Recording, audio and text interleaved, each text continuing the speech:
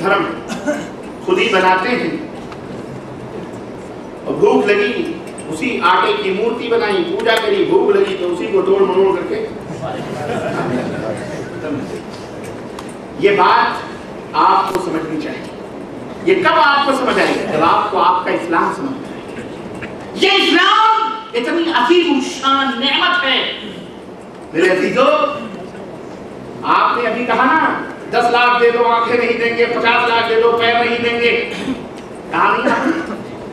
شروع میں بتایا میں نے 1 کروڑ لے لو، میں نے کہا 10 کروڑ لے لو گردن دے دو، دے دو گے؟ نہیں دو گے۔ لیکن ایک نعمت ایسی ہے جس کے لیے ہاتھ تو ہاتھ ہے، آنکھ تو آنکھ ہے، کام تو کام ہے، پیر تو پیر ہے۔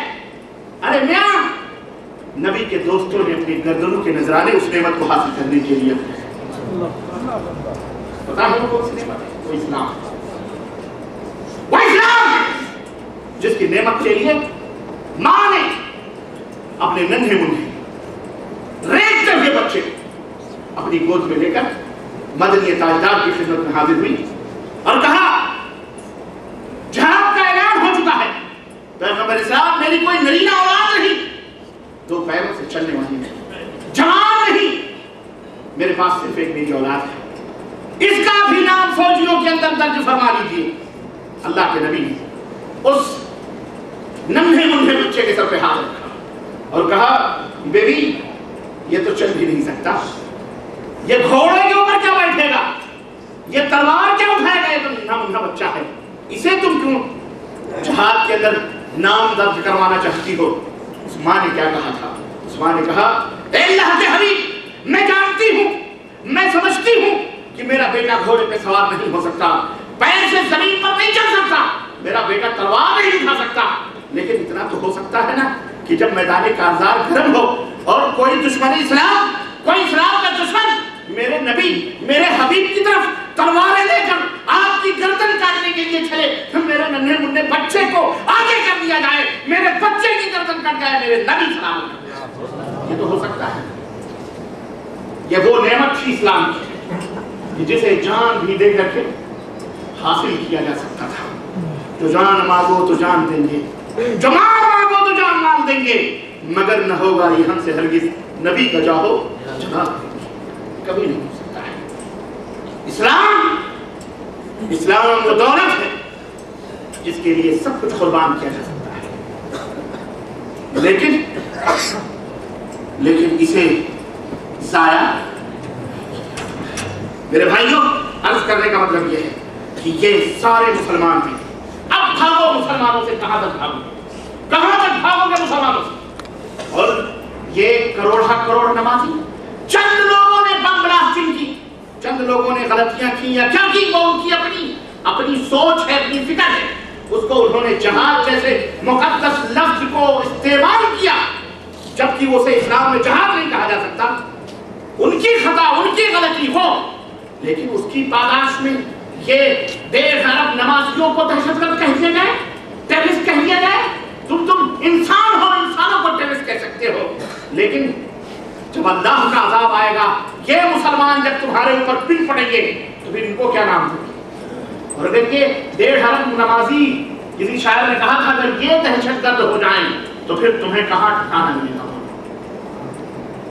اگر یہ تلوار اٹھا لے تو پھر کہاں ٹھکانا ملے گا؟ تمہیں کہتا تھا۔ اس لیے میرے عزیزو، یہ اسلام آپ مسلمان کیوں ہیں؟ سب سے پہلا جواب یہ ہے کہ ہم مسلمان اس لیے ہیں کہ یہ پوری کائنات کیا ہے؟ نمبر 1۔ نمبر 2، ہم مسلمان اس لیے ہیں، اچھا آپ یہ کہیں گے کہ صاحب اس کی دلیل کیا ہے کہ زمین اور آسمان سب اللہ رب العزت کے فرمانبردار ہیں؟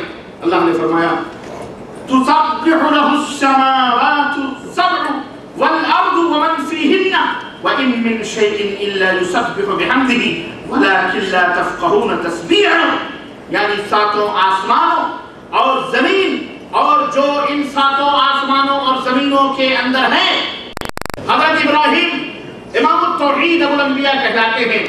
اللہ نے فرمایا ما كان ابراہیم یہودیا ما كان ابراہیم نصرانيا ولكن كان حنيفا مسلما. ابراہیم نہ یہودی تھے، چلو یہودی بھی، اے اسرائیلیوں، اے فلسطین پر قبضہ کرنے والوں، اے ابراہیم کے نام کی آڑ لے کر اپنے آپ کو مسلمان کہنا، اپنے آپ کو یہودی کہلانے والوں، وہ بھی ابراہیم کو مانتے ہیں. نصرانی کرسچن بھی ابراہیم کو مانتے ہیں، ہم سے زیادہ مانتے ہیں سلیمان علیہ السلام کو. اسی لیے تو وہ کہتے ہیں سلیمان کا ہیکل اس لیے قبضہ کیا ہوا ذلیلوں نے، فلسطین نہیں چھوڑ رہے ہو، بیت المقدس. سمجھ رہے ہیں؟ وہ بھی یہ نصارہ کرسچن یہ روم، یہ یورپ، یہ مغرب جو اپنے آپ کو کرسچن کہتے ہیں، عیسائی نہیں کہنا چاہیے. عیسائی بولو نہیں کہنا چاہیے، ان کو نصرانی کہنا چاہیے. کیا کہنا چاہیے؟ نصرانی. ان کو کیا کہنا چاہیے؟ عیسائی نہ کہو، عیسائی نہیں ہے. عیسائی عیسیٰ والے نہیں ہیں. عیسیٰ نے جو تعلیم دی تھی یہ کہاں مانتے ہیں؟ عیسائی تو اس کو کہتے ہیں جو عیسیٰ علیہ السلام کے بتائے ہوئے راستے پر چلے. محمدی اس کو کہتے ہیں جو محمد الرسول اللہ صلی اللہ علیہ وسلم کی تعلیم کے اوپر چلے. عیسائی اس کو کہتے ہیں جو عیسیٰ علیہ السلام کی تعلیم. یہ کہا عیسیٰ علیہ السلام؟ عیسیٰ علیہ السلام نے کہا تھا کہ مجھے معبود بنا لینا، مجھے پکارتا ہو مائی لارڈ. مجھے عیسیٰ علیہ السلام نے کہا تھا میں اللہ کا بیٹا ہوں. عیسیٰ علیہ السلام نے کہا تھا مجھے مدد کے لیے پکارو. سمجھ رہے ہیں؟ نہیں. اس لیے عیسائی نہیں ہے، یہ نصرانی ہے. یہ کون ہے؟ نصرانی ہے. کرسچن کہہ لو آپ، نصرانی. تو حضرت ابراہیم علیہ السلام اللہ نے فرمایا نہ یہودی تھے نہ نصرانی تھے. اور مکہ والوں کے لیے بھی یہ ہے کہ وہ کہتے تھے ہمارے باپ دادا تھے، مکے کو بنایا، یہ کیا ہو گیا. اللہ نے فرمایا ٹھیک ہے تمہارے باپ دادا تھے، سنو ما كان ابراہیم یہودیا ولا نصرانیا ولكن كان حنیفا. یہ تمام دینوں سے رخ موڑ کر مسلمان تھے. کون تھے؟ ابراہیم علیہ السلام بھی مسلمان تھے، حضرت موسیٰ علیہ السلام بھی مسلمان تھے، حضرت یعقوب علیہ السلام بھی مسلمان تھے. اذ قال له ربه اسلم قال اسلمت رب العالمین. وصى بها ابراہیم بنیہ ویعقوب یا بنی ان اللہ اصطفى لكم الدین فلا تموتن الا وانتم مسلمون. یعقوب نے اپنے بچوں کو جمع کیا اور کہا تمہیں اللہ تعالیٰ نے یہ دین دیا ہے اور جب مرنا تو مسلمان ہو کے مرنا. کیا مرنا؟ موسیٰ علیہ السلام کے بارے میں اللہ نے فرمایا ان کنتم آمنتم باللہ فعلیہ توکلوا ان کنتم مسلمون. اپنی قوم سے حضرت موسیٰ نے کیا کہا؟ حضرت موسیٰ نے کہا اے میری قوم کے لوگوں، اگر تم واقعی اللہ پر ایمان رکھتے ہو تو اللہ ہی پر بھروسہ کرو اگر تم مسلمان ہو. گویا حضرت موسیٰ علیہ السلام بھی کون تھے؟ مسلمان. حضرت موسیٰ علیہ السلام بھی کون تھے؟ مسلمان تھے. سنو حضرت نوح علیہ السلام فرما رہے ہیں ان اجری الا علی اللہ وامرت ان اکون من المسلمین. میرا اجر تو اللہ کے ذمہ ہے اور مجھے حکم دیا گیا ہے کہ میں مسلمان بن کر رہوں. اس لیے اب پوری نبیوں کی فہرست میں کہاں تک بتاؤں آپ کو ساری چیزیں کیا ہیں. اس لیے ہم بھی نبیوں کا راستہ ہے، رسولوں کا راستہ ہے، پوتر لوگوں کا راستہ ہے، رشیوں کا راستہ ہے، منوں کا راستہ ہے. اے یہودیوں، اے نصرانیوں، اے ہندوؤں، اے زردشتیوں، اے بدھسٹوں، آؤ ہم جس راستے پر ہیں. یہ نبیوں کا راستہ ہے، یہی رسولوں کا راستہ ہے، یہی رشیوں کا راستہ ہے، یہی منوں کا راستہ ہے، اور یہی صالحین کا، یہی اولیاء کا، یہی شہداء کا یہی راستہ ہے. آؤ ہمارے پیچھے پیچھے. یہی راستہ تمہیں مکتی دے سکتا ہے، نجات دے سکتا ہے، سورگ میں پہنچا سکتا ہے، جنت میں پہنچا سکتا ہے. اس لیے ہم بھی کیا ہیں؟ آیا جواب سمجھ میں نہیں آیا؟ اللہ اکبر. اب سوچو اللہ نے آپ کو کتنی بڑی نعمت عطا فرمائی، کتنی بڑی نعمت.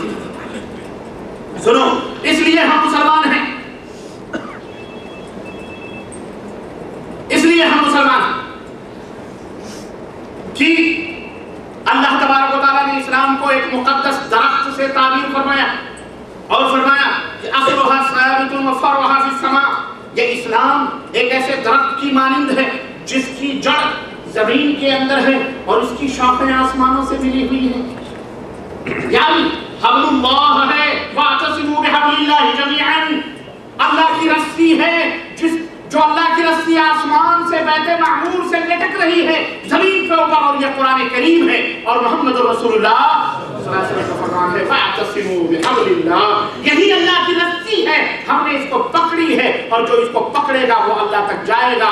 اور جنت میں جائے گا جو اللہ تک جائے گا، اور جو اس کو نہیں پکڑے گا وہ جنت میں۔ اس لیے ہم مسلمان ہیں۔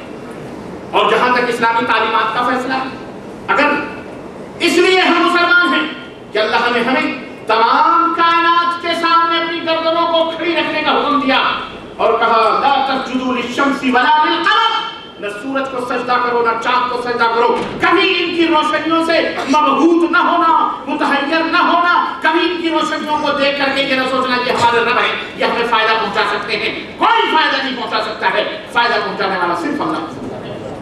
اس لیے نہ سورج کے سجدے کرو نہ چاند کے سجدے کرو۔ ارے میاں جو اوپر والا ہے سورج اور چاند، جب اس کے سجدے کرنا حرام ہے تو جو تمہارے پیروں کے نیچے کوڑے کر رکھے ہیں ان کے سجدے کرنا تو بطور اولا۔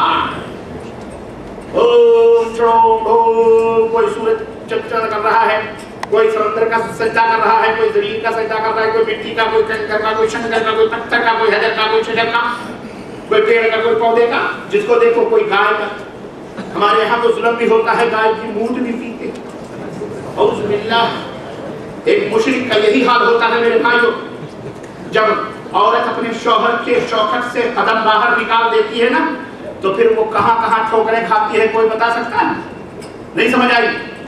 آپ لوگ اصل میں تھوڑی دیر کے لیے پتہ نہیں کہاں، تھوڑی دیر کے لیے پتہ نہیں کہاں چلے جاتے تھے۔ یہ دیر سے ہی کر رہے ہیں، کرنے دو، جب اپنا کام کر رہے ہیں آپ اپنا کام کرو۔ آپ لوگ لگ جاتے ہیں شیطان۔ میں نے ایک بات کہی بڑی اہم جو آپ لوگ سمجھے نہیں۔ عورت جب اپنی شوہر کے چوکھٹ کو کراس کر جاتی ہے تو کہاں کہاں منہ مارتی ہے، کسی کو کچھ، کسی شرابی کے ہاتھ لگ گئی، سانی کے ہاتھ لگ گئی، ڈاکو کے ہاتھ لگ گئی، چور کے ہاتھ لگ گئی، کہاں چلی گئی کچھ پتا؟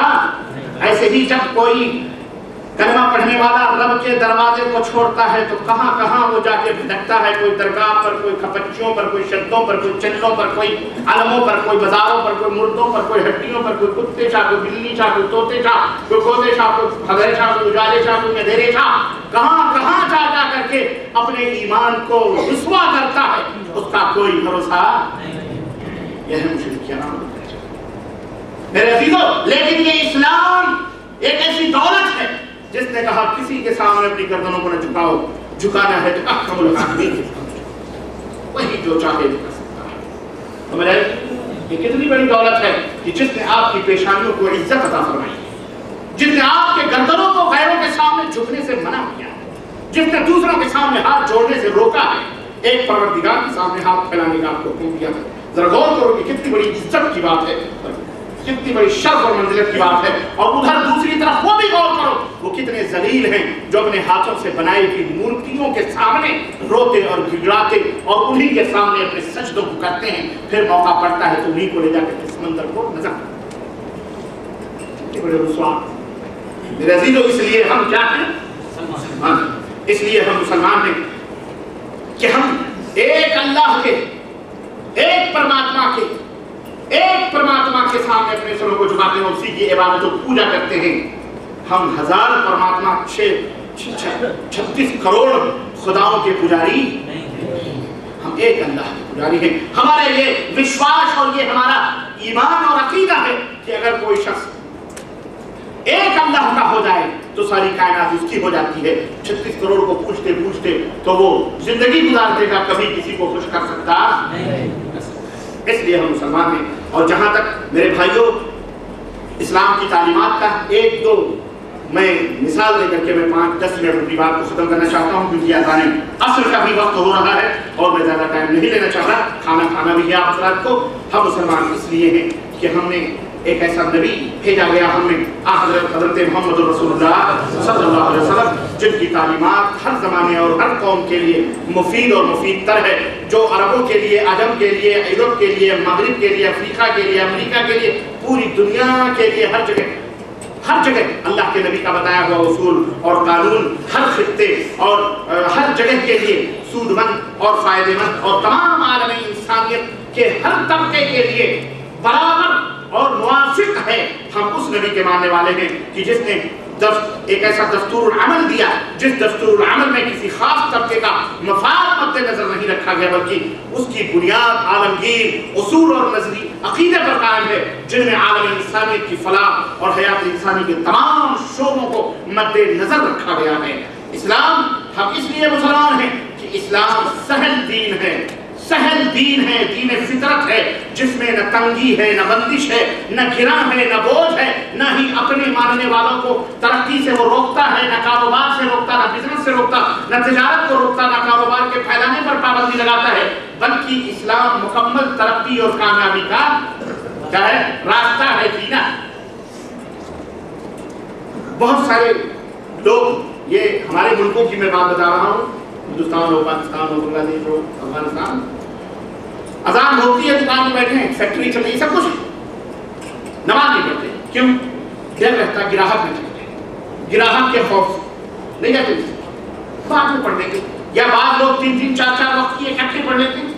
استغفر اللہ، یہ پتہ نہیں کون سی نماز انہوں نے ایجاد کی ہوئی، نماز ہی پڑھ لیا۔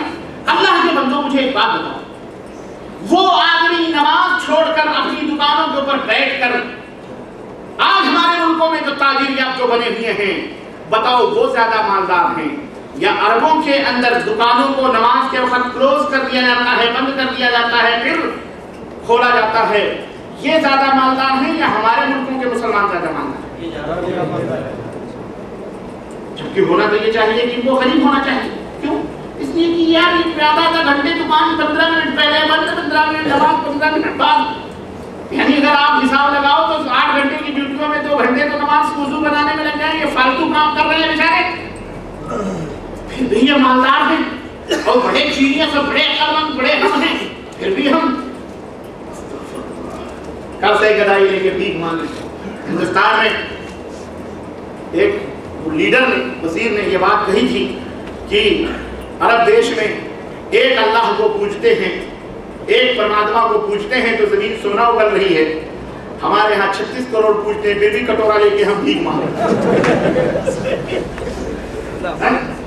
یہاں نماز پڑھتے ہیں، یارو سنو، اگر روحانی باتیں سمجھ میں نہیں آتی تو مادی مثالوں سے سمجھ لو۔ یہاں نماز کے وقت دکانیں بند ہوتی، سب گلیاں بند ہوتی، سب مچھلیاں بند ہوتی، سب لوگ نماز پڑھنے کے لیے جاتے ہیں، بھلے کوئی ہم نے ہندوستانی، پاکستانی، بنگلہ دیشی نہ جائے، وہ بات الگ، وہ اس کا امام ہو جائے، لیکن قانون ہے، نظام ہے، یہ بند کر دیا گیا، پھر بھی اللہ اتنی عطا فرماتا ہے ہمارے یہاں کھول کر، پھر بھی اتنی پریشانی اور غربتیں اور یہ ہے۔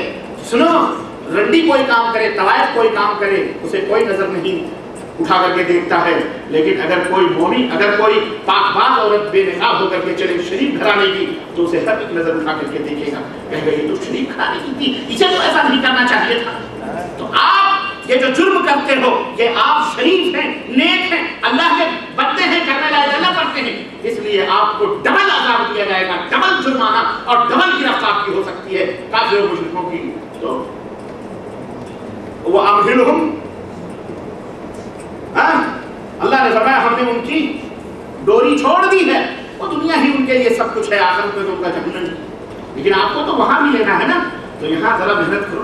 اس لیے ہم مسلمان ہیں میرے عزیزوں کہ ہم اللہ کی، ہمارا دین، ہمارا اسلام کاروبار اور ترقی سے نہیں روکتا ہے۔ اللہ فرماتا ہے یرید اللہ بکم اليسر ولا یرید بکم العسر، میرے بندو میں تمہیں آسانی چاہتا ہوں، تمہارے اوپر سختی اور تنگی نہیں چاہتا ہوں۔ اسی لیے نماز کا حکم دیا تو اس کے لیے وضو کا حکم دیا، غسل کا حکم دیا، قیام کو فرض قرار دیا، لیکن اسلام نے یہ بھی کہا اگر تمہیں پانی نہ ملے، ناپاک ہو گئے ہو تو ہو گئے ہو، بے وضو ہو تو ہو گئے ہو، کوئی بات نہیں، بدن کے اوپر پانی لگنے سے اگر تمہیں ڈاکٹر نے منع کر دیا ہے، نقصان کا اندیشہ ہے، تو تیمم کر لیا کرو۔ کیا کر لیا کرو؟ تیمم کر لیا کرو۔ مٹی کے اوپر ایک دفعہ ایسے ہی ہاتھ کو مارو اور اس کے بعد میں اپنے دونوں ہاتھ کو کلائیوں تک کر کے اپنے چہرے کے اوپر مسل لو، خلاص تیمم ہو گیا۔ تیمم کر لیا کرو، یا کسی بیماری، کسی بھی مجبوری کی وجہ سے کھڑے نہیں ہو سکتے تو بیٹھ کر کے نماز پڑھ لیا کرو، اگر بیٹھ بھی نہیں سکتے تو لیٹ کر کے نماز پڑھ لیا کرو۔ اس نے رمضان المبارک کے روزے ہمارے اوپر 1 مہینے کے فرض کیے ہیں کہ نہیں کیے ہیں، لیکن ہماری اور ہم سفر کی حالتوں، بیماری اور سفر کی حالتوں میں اس نے روزہ توڑنے والے اور اسے روزہ توڑنے کا حکم دیا اور اسے بعد میں قضا کرنے کا حکم دیا گیا۔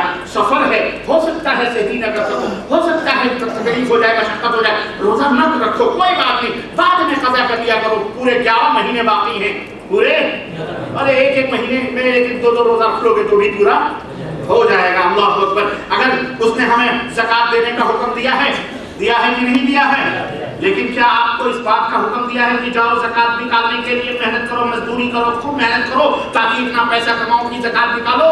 بولو، اللہ نے یہ کہا ہے آپ سے؟ یا یہ کہا ہے جب طاقت ہوگی تو، جب مالک نصاب بن جانا تو فرض ہے زکات دینا، لیکن کس کے لیے؟ جو مالک نصاب ہو۔ اللہ اللہ، یہ دین کی آسانی نہیں تو اور کیا ہے؟ چاہتا تو کہہ سکتا تھا نماز تمہارے اوپر فرض ہے کبھی بھی نہیں چھوڑ سکتے، زکات بھی تمہارے اوپر فرض ہے کبھی بھی، لیکن نماز زکات میں چھوڑ دی، پیسہ ہے تو دینا، نہیں ہے تو مت دینا، تمہارے اوپر کوئی پوچھتا۔ حج کرنا فرض ہے، زندگی میں ایک دفعہ فرض ہے، اور وہ بھی اگر راستے صحیح ہیں، سہولتیں ہیں تو تمہارے لیے ضروری ہے، اگر راستے میں چور ہیں، بٹیرے ہیں اور لٹیرے ہیں، رہزن ہیں تو تمہارے لیے وہ بھی کیا ہے؟ معاف ہے، وہ بھی فرض نہیں ہے۔ زندگی خطرے میں ہے تو جان بچانا ضروری ہے، جان کھو کر کے جان کھونا یہ جائز نہیں ہے۔ تو اسلام کے اندر کتنی آسانی ہے، تو یہ دین آسان ہے، سہل ہے، ہر ایک کے لیے، ہر ملک کے لیے، ہر جگہ کے لیے ہے، اس لیے ہم سب کیا ہیں؟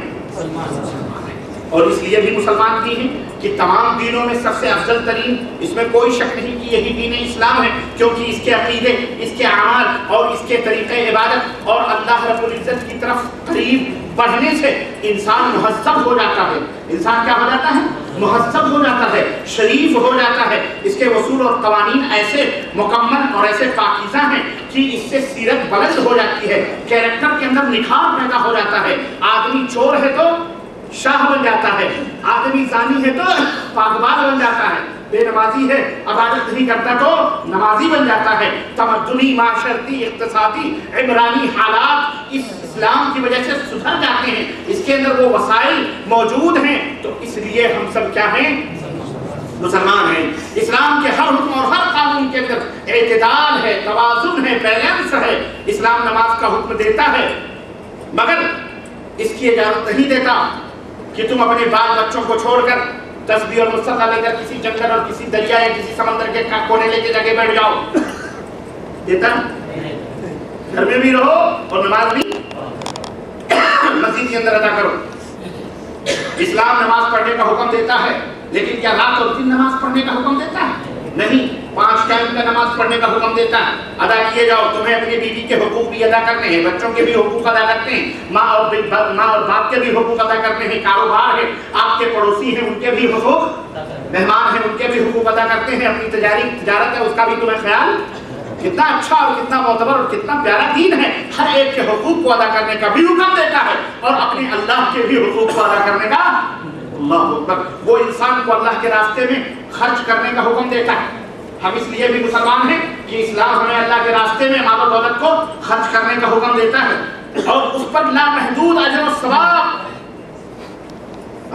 ایک کھجور کا چھلکا بھی اگر آپ نے دے دیا، اللہ نے فرمایا، اللہ کے نبی فرماتے ہیں کہ وَاتَّقُوا النَّارَ وَلَوْ بِشِقِّ تَمْرَةٍ، ایک آدھے کھجور بھی کسی کو دو، جہنم سے بچ جاؤ۔ اللہ اکبر، صدقہ اور خیرات کرنے کا حکم دیتا ہے، لیکن وہیں پر یہ اجازت نہیں دیتا کہ اپنے گھر کا پورا اثاثہ لے جا کر کے کسی کو دے دو اور اپنے بال بچوں کو ننگا کر کے دوسروں کو کپڑے پہناؤ، اس کی اجازت نہیں دیتا۔ اسلام یہ کہتا ہے ان کے بھی حقوق کو فراموش نہ کرو، خود مفلس نہ بنو دوسرے کو مالدار بنانے کے چکر میں۔ خود مفلس کیوں؟ ایک مفلس کو تم مالدار بناؤ گے تو خود مفلس ہو جاؤ گے، اس لیے خود بھی کھاؤ، دوسروں کو بھی کھلاؤ۔ اسلام اس بات کا حکم دیتا ہے کہ روزے رکھو، مگر مسلسل روزہ رکھنے سے منع فرماتا ہے کیونکہ اس سے تم کمزور ہو جاؤ گے اور اس سے سخت تکلیفوں کی مشقت بڑھ جائے گی۔ یہ شرط زندگی، اسلام یہ حکم دیتا ہے کہ ہم زندگی میں ہم حج کریں، لیکن یہ شرط لگا دی کہ زندگی میں ایک ہی دفعہ تمہارے اوپر حج کرنا فرض ہے، بار بار کرنے پر تمہیں مشقت ہو سکتی ہے۔ کتنا بڑا رحمان اور کتنا بڑا رحیم ہے ہمارا اللہ۔ اگر نماز کی طرح بار بار ہر سال حج کرنے کا حکم دیا جاتا تو کیا حال ہوتا آپ سوچ سکتے ہیں۔ جب یہ حال ہے ایک دفعہ کرنے کا کہ آدمی کی حالت سٹک جاتی ہے، وہاں کیا ہوتا؟ اسلام جہاد کا حکم دیتا ہے کہ جہاد فرض ہے، ذروت الاسلام الاسلام میں، لیکن اس کے شروط بتلاتا ہے، اس کے آداب بتلاتا ہے، فتن و فساد کے ختم کرنے کا۔ وہ جب ملک کے اندر فتن و فساد ختم ہو جائے تو کسی آدمی کے خون کو پوری دنیا کے خون، پوری دنیا کا خون قرار دیتا ہے اسلام۔ چاہے وہ کافر ہو، یہودی ہو، نصرانی ہو، کوئی بھی ہو، کسی کو بھی قتل کرنے کا ناجائز طور پر حق یہ جو بم بلاسٹی ہو رہی ہے جہاد کے نام پر فلاں کے نام پر فلاں کے، یہ سب اسلام یہ سب ان کے اپنے کرتوت ہیں، اس کا اسلام سے کوئی رشتہ اور تعلق نہیں ہے، نہ یہ اسلامی جہاد ہے۔ اسی طرح اسلام ہر مسلمان کو جہاد کا حکم دیتا، لیکن اپاہج کو، معذور کو، لوگوں کو، لنگڑوں کو، عورتوں کو، مریضوں کو، بوڑھوں کو جہاد کرنے کا حکم۔ اسلام یہ کہتا ہے کہ جو تمہارے مد مقابل ہیں ان کو قتل کر دینا جو تم سے جہاد کرنے آ رہے ہیں، لیکن اگر اس کے اندر بوڑھے ہیں، اس کے اندر عورتیں ہیں، اس کے اندر معذور ہیں، اس کے اندر بیمار ہیں، اسلام کہتا ہے انہیں ہاتھ بھی نہ لگانا، نہ درخت کاٹنا، نہ فصلیں خراب کرنا، نہ جانور ذبح کرنا، نہ کسی کو بھی۔ اسلام صفائی، پاکیزگی، پارسائی، تقویٰ، پرہیزگاری، اخلاق حسنہ، عفت، پاکدامنی، اخوت، مساوات، بھائی چارگی اور غیر مسلموں کے ساتھ رواداری، چھوٹوں کے اوپر شفقت، بڑوں کی تعظیم اور تکریم اور ان کا احترام، غلاموں اور لوڈیوں اور یتیموں اور بیواؤں اور مسکینوں اور مزدوروں وغیرہ کے ساتھ، سب کے ساتھ حسن سلوک کی اسلام تعلیم دیتا ہے، اور ایسی تعلیم کسی دوسرے دین اور دھرم کے اندر موجود نہیں ہے۔ اس لیے ہم مسلمان اپنے آپ کو کہتے ہیں اور ہمیں اسلام سے محبت ہے، اور اسی لیے ہم مسلمان۔ اور بھی میرے عزیزو، یہ جو ہے نا، یہ جو کچھ بیان ہوا ہے، یہ دفتر کیا ہے وہ شعر، جو کچھ بیان ہوا ہے وہ آغاز بات تھا۔ اسلام کی کتنی تعریف کریں، آپ یہ نہ سوچیں کہ اسلام کی تعریف ختم ہو گئی، ارے ہم تھک گئے، ہم ختم ہو سکتے ہیں، لیکن اسلام جیسی عظیم الشان نعمت کے محاسن اور اس کی خوبیاں یہ ختم ہو سکتی نہیں ہو سکتی میرے عزیزو۔ اس لیے میں وقت زیادہ میں لیتے ہوئے، اس لیے ہم مسلمان ہیں کہ اسلام کے اندر یہ ہے، یہ ہے، یہ ہے۔ اب آپ کی سمجھ میں بات آ رہی نہیں ہے، بولو۔ اگر آپ سے کوئی پوچھے کہ آپ مسلمان کیوں، تو آپ کہہ دو گے ہم نے ہمارے ماں باپ مسلمان اس لیے مسلمان ہیں۔ بولو، نہیں کہو گے نا، نہیں کہو گے نا، انشاءاللہ بولو نہیں کہا، بلکہ ہم یہ کہیں گے ہم مسلمان اس لیے، ہم مسلمان اس لیے ہے نہیں۔ چلو 2-3 باتیں ہی بتا دینا، میں سمجھتا ہوں اصول ہو جائے گی، پوری تو نہیں بتا سکتے، 2-4 باتیں ہی آپ کے ذہن کے کسی گوشے میں اگر روشن رہیں تو انشاءاللہ تعالیٰ کامیاب ہو گیا میں، اور آپ بھی کامیاب ہو گئے۔ بہرحال یہ اسلام کے محاسن اور اسلام کی خوبیاں، اور اسی لیے ہم مسلمان ہیں، اسی لیے ہمیں اسلام سے محبت ہے، اسی لیے ہم اس کی دعوت دنیا والوں کو دیتے ہیں۔ کیوں؟ یخرجہم من الظلمات الی النور، اسلام لوگوں کو تاریکیوں سے نکال کر روشنی میں لاتا ہے، پستیوں سے اٹھا کر انہیں رفعتیں اور بلندیاں عطا فرماتا ہے، نرک سے نکال کر سورگ میں پہنچاتا ہے، دوزخ سے نکال کر جنت میں پہنچاتا ہے۔ یہ اسلام ہے، یہی اللہ کا پسندیدہ ہے، نبیوں کا ہے، پوری کائنات مسلمان ہے، اس لیے ہم سب مسلمان ہیں۔ اس لیے اے دنیا کے لوگوں، جہاں جہاں میری آواز جا رہی ہے، میرا میسج، میرا پیغام، میرا اپدیش پہنچ رہا ہے، ہم تم سب کو دعوت دیتے ہیں، آؤ اسلام کو پڑھو، جو قرآن میں ہے، جو نبی کے فرمان میں ہے، انشاءاللہ تعالیٰ تم بھی مسلمان ہو جاؤ گے انشاءاللہ تعالیٰ۔ تعصب کو چھوڑو، اپنے دین اور دھرم کو چھوڑو، تمام طاغوت اور تمام کفر کافر انکار کرو، بت کا اور تمام دیوی دیوتا اور تمام غیر اللہ کی پرستش کا انکار کرو، پوجا ان کی مت کرو، صرف ایک اللہ کی کرو، مسلمان بن جاؤ، نمازی بن جاؤ، پرہیزگار بن جاؤ، متقی بن جاؤ، اسلام کے دامن میں آ جاؤ انشاءاللہ تعالیٰ۔ اسی کے اندر مکتی ہے، اسی کے اندر نجات ہے، اور اسی کے اندر سورگ ہے، اسی کے اندر جنت ہے، اور اس سے ہٹو گے تو نرک ہے، جہنم ہے، پریشانی ہے، دکھ ہے، اور جو ہے بربادی ہے اور ہلاکت ہے۔ اللہ تعالیٰ ہمیں اسلام کی اس دولت پر عمل کرنے کی اور اس دولت کی حفاظت، اس دولت کی اس دولت آخری بات ہے، کمانا آسان ہے لیکن اس دولت کی حفاظت کرنا بہت مشکل ہے۔ اس کی حفاظت کرو، اس نعمت کی کیا کرو، اس نعمت کی حفاظت کرو، اللہ تمہیں محفوظ رکھے گا انشاءاللہ۔ اس کی حفاظت کرو گے اللہ تمہیں محفوظ، اس کو ضائع کرو گے ضائع، خلاص۔ اللہ ہم سب کو اس نعمت عظمیٰ کی حفاظت کی توفیق عطا فرمائے، آمین یا رب العالمین۔ وصلی اللہ علی نبینا محمد وعلی آلہ وصحبہ اجمعین، والسلام علیکم ورحمۃ اللہ وبرکاتہ۔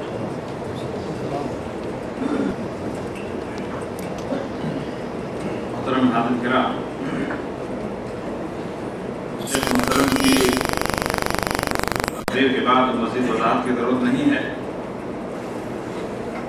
صرف اس بات کو سمجھنے کے لیے بنیادی مثال آپ لے سکتے ہیں کہ جب ہم مارکیٹ میں کوئی سامان خریدنے جاتے ہیں، چاہے موبائل کی شکل میں ہو، چاہے ٹی وی کی شکل میں ہو، کسی بھی شکل میں ہو، تو ہم اس چیز کی چوائس کرتے ہیں جس کے اندر زیادہ خوبیاں ہوتی ہیں۔ الحمدللہ اس اسلام کے اندر اتنی خوبیاں ہیں، اس لیے ہم نے اس اسلام کو اختیار کیا ہے، اور ہم اللہ تعالیٰ سے دعا بھی کرتے ہیں کہ اللہ تعالیٰ ہمیں اس پر قائم دائم رکھے۔ شیخ کا میں بہت شکر گزار ہوں کہ شیخ نے اپنا وقت دیا، اور اللہ تعالیٰ آپ کے علم عمل میں اضافہ فرمائے، اور آپ کو بھی آپ کے علم عمل اور آپ کے عمل میں بھی مزید اضافہ فرمائے، تاکہ آپ زیادہ سے زیادہ اس بات کو لوگوں تک پہنچا سکیں۔ کھانے کے لیے دسترخوان لگے ہوئے ہیں، آپ لوگ کھانے کے لیے تشریف لے جا سکتے ہیں۔ ایک دسترخوان پر 8 آدمی 10 آدمی بیٹھیں گے، اور پھر اس کے بعد عصر کی اذان ہوگی، عصر کی نماز کے بعد پھر شیخ محترم کی تقریر ہوگی، پھر اس کے بعد سوال جواب کا سلسلہ بھی ہوگا، انعامی مقابلات بھی ہیں۔ ان دونوں حضرات کی تقریر سے جو اشکالات، جو سوالات آپ کے ذہن میں آئیں، فوری طور پر آپ ذہن کے پیپر میں یا کاغذ کے پیپر میں آپ اس کو نوٹ کر سکتے ہیں، اور پھر شیخ سے سوال جواب کی مجلس میں سوالات کر سکتے ہیں۔ بہت ہی کھلے دل سے سوال کر سکتے ہیں، کیونکہ اسلام کے اندر علم ہی حاصل کرنے میں کوئی شرم و حیا نہیں ہے، لیکن دین کے اندر شرم ہے۔ بعض لوگ یہ بات کہہ دیتے ہیں کہ دین کے اندر کوئی شرم نہیں ہے، بلکہ دین کے اندر شرم و حیا ہے، لیکن علم حاصل کرنے میں کوئی شرم و حیا نہیں کرنی چاہیے۔ اللہ تعالیٰ سے دعا ہے کہ اللہ تعالیٰ ہمارا اس کی توفیق عنایت فرمائے۔ آپ لوگ کھانے کی تشریف لے چلیں، پھر اس کے بعد عصر کی اذان ہوگی، عصر کی نماز کے بعد دوبارہ پروگرام۔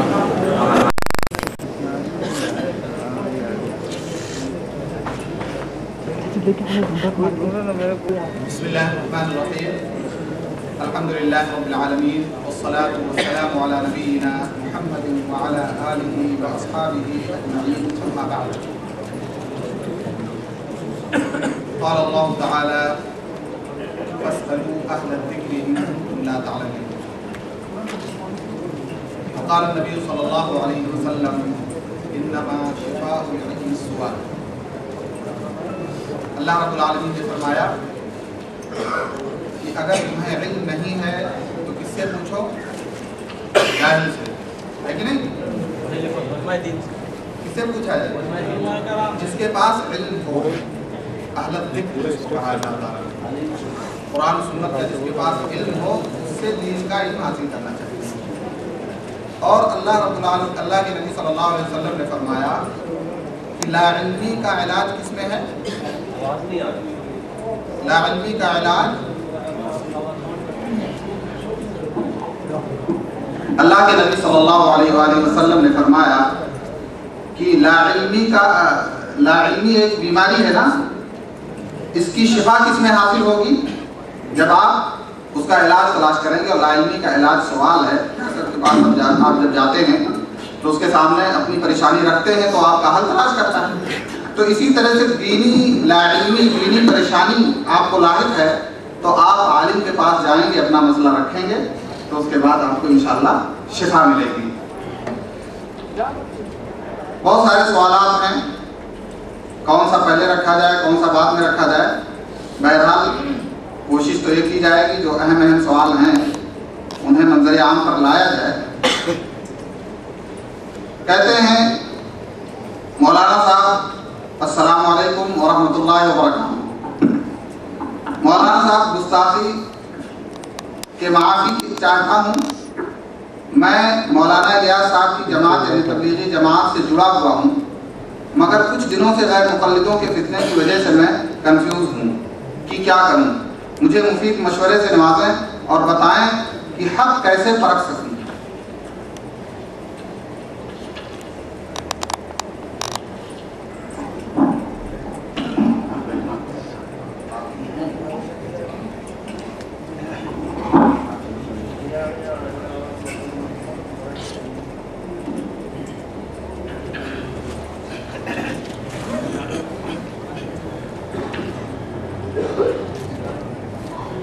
السلام علیکم ورحمۃ اللہ وبرکاتہ۔ الحمدللہ نصلی ونسلم علی نبینا محمد صلی اللہ علیہ وسلم وعلی آلہ وصحبہ اجمعین، اما بعد۔ بسم اللہ الرحمن الرحیم۔ سوال اور جواب کی یہ تیسری مجلس ہے۔ مسلسل جمعے کے بعد سے آپ حضرات کے سامنے تقاریر کا پروگرام پیش کیا گیا. بندہ ناچیز نے جمعے کے بعد خطاب کیا. اس کے بعد مولانا شیخ مختار احمد صاحب مدنی حفظہ اللہ نے آپ کو عصر کے بعد خطاب کیا. مغرب کے بعد یہ تیسری نشست جو انشاءاللہ تبارک و تعالیٰ آخری ہوگی. عشاء کے بعد کرنے کی توفیق عطا. آمین یا رب العالمین. پہلا سوال جو آپ نے سماعت فرمایا ہے جس میں بھائی نے یہ پوچھا ہے کہ میں ایک عرصے دراز سے تبلیغی جماعت سے جڑا ہوا ہوں، مگر کچھ دنوں سے غیر مقلدوں کے فتنے کی وجہ سے کنفیوز ہوں کہ کیا کروں. مجھے مفید مشورے سے نوازیں اور بتائیں کہ حق کیسے پرکھوں. بڑا اچھا سوال ہے اور اس میں گستاخی کی کوئی ایسی بات نہیں ہے جو بھائی نے لکھی ہے. اللہ تبارک و تعالیٰ نے قرآن کریم میں ارشاد فرمایا ہے کہ یا ایھا الذین آمنوا اتقوا اللہ وکونوا مع الصادقین. اے ایمان والو اللہ سے ڈرو اور سچے لوگوں کی صحبت اختیار کرو. سچے لوگوں کی صحبتوں کی مثال بھی اچھے لوگوں کی، نیک لوگوں کی اللہ کے نبی صلی اللہ علیہ وسلم نے دی ہے، اور برے لوگوں کی صحبتوں کی مثال بھی دی. برے لوگوں کی صحبت کی مثال اللہ کے رسول صلی اللہ علیہ وسلم نے لوہار سے دی کہ لوہار سے دوستی کرو گے، اس کی بھٹی کے پاس جا کے بیٹھو گے، بھلے تم وہ کام نہیں کر رہے لیکن اگرچہ تم وہ کچڑے اور یا وہ لوہے زنگ وغیرہ جو اتارتا ہے اگرچہ وہ تم کام نہیں کر رہے لیکن دو نقصانات وہاں ہوں گے. ایک تو یہ کہ تمہارے کپڑے کے جل جانے کا خطرہ ہے، اور اگر تمہارا کپڑا محفوظ رہا تو کم از کم اس کی بدبو سے تم محفوظ نہیں رہ سکتے. وہاں دھواں جو ہوگا وہ آپ کو نقصان پہنچائے گا. یہ مثال برے لوگوں کی، بھلے آپ برا کام نہ کریں لیکن ان کی صحبت پہ بیٹھنا بھی آپ کو نقصان ہی دے. اچھے لوگوں کی صحبت کی مثال اللہ کے نبی صلی اللہ علیہ وسلم نے عطر فروش سے دی ہے کہ عطر فروش کی مثال اچھے لوگوں کی مثال ہے کہ اگرچہ آپ عطر نہ خریدیں لیکن اس کے پاس اگر بیٹھے رہیں گے تو بھلے نہ خریدیں لیکن خوشبو ضرور آپ کو ملتی رہے گی. میرے عزیزوں، میرے دوستوں، صحبتوں کا بڑا دخل ہوتا ہے. اللہ کے رسول صلی اللہ علیہ وسلم سے ایک بدو نے پوچھا کہ قیامت کب آئے گی، تو اس نے کہا کہ اللہ کے نبی صلی اللہ علیہ وسلم نے فرمایا کہ ماذا اعددت لہ، تم نے اس کے لیے کیا تیاری کی؟ تو اس بدو نے کہا کہ اللہ کے نبی تیاری تو بہت زیادہ نہیں ہے، البتہ یہ ہے کہ میں اللہ اور اس کے رسول سے محبت کرتا ہوں. تو آپ صلی اللہ علیہ وسلم نے فرمایا المرء مع من احب، آدمی کا حشر اسی کے ساتھ ہوگا جس سے وہ محبت کرتا ہے. تو میرے بھائیوں، صحبت صالح ترا صالح کنت، صحبت طالح ترا طالح کنت. اچھے لوگوں کی صحبت جو ہے نیک لوگوں کی نیک بنائے گی، برے لوگوں کی صحبت جو ہے برا بنائے گی. اللہ کا حکم ہے کہ نیک لوگوں کی صحبت میں بیٹھو. بھائی نے جو پوچھا ہے کہ کچھ دنوں سے تبلیغی جماعت سے جڑا ہوا ہوں. آپ کسی جماعت سے جڑے ہوں یا تنظیم سے جڑے ہوں، کسی شخص سے جڑے ہوں، جڑنے سے پہلے آپ یہ دیکھ لیں کہ یہ شخص کیسا ہے. کسی سے بھی دوستی کریں.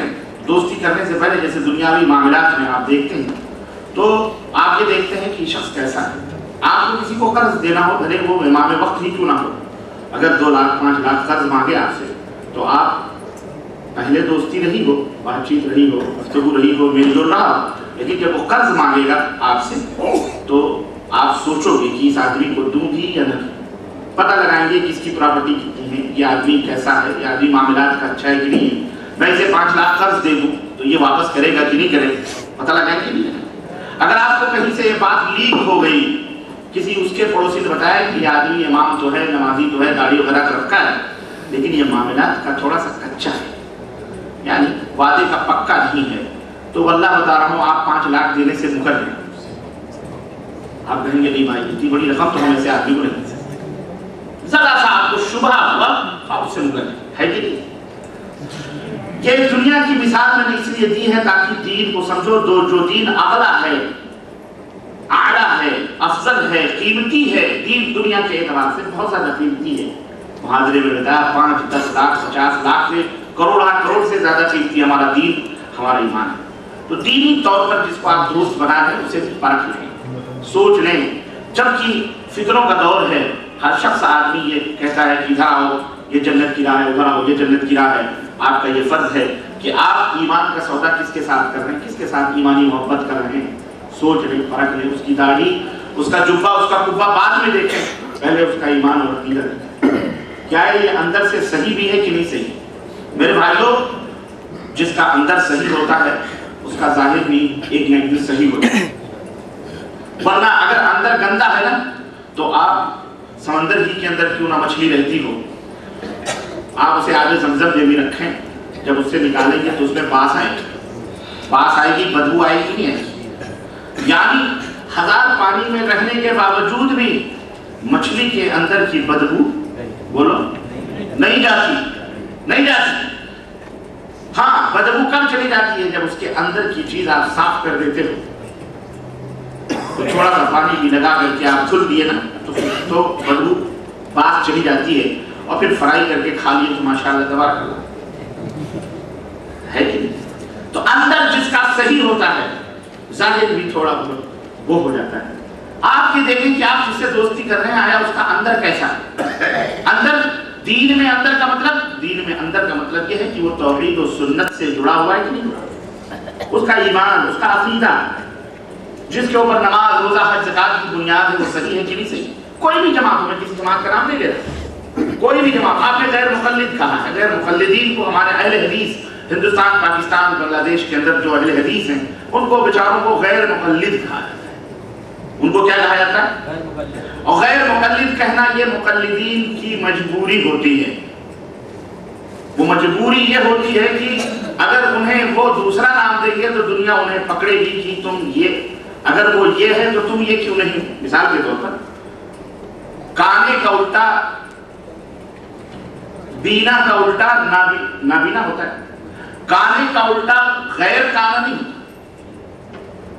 اجالے کا الٹا اندھیرا ہوتا ہے. اجالے کا الٹا غیر اجالا نہیں کیا ہوتا ہے. رات کا الٹا دن ہے، اور دن کا الٹا کیا ہے؟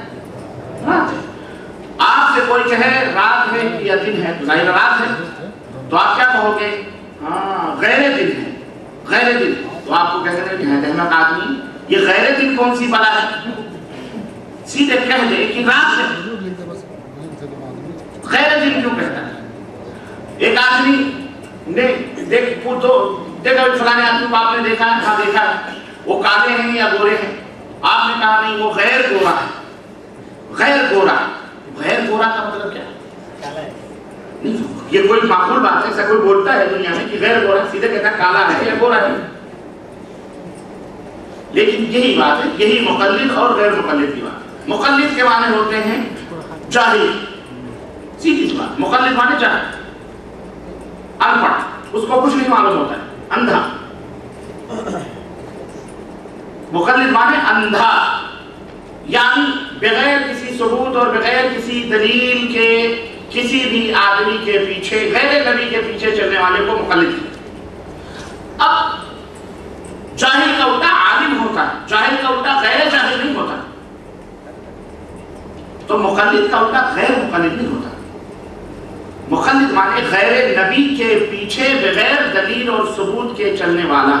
اس کا الٹا غیر مقلد نہیں ہوتا میرے بھائی، اس کا الٹا متبع ہوتا ہے. جو آدمی غیر نبی کے پیچھے نہیں چلے گا تو اس کا مطلب یہ ہے کہ مسلمان ہے تو نبی ہے، نبی کے پیچھے چلے.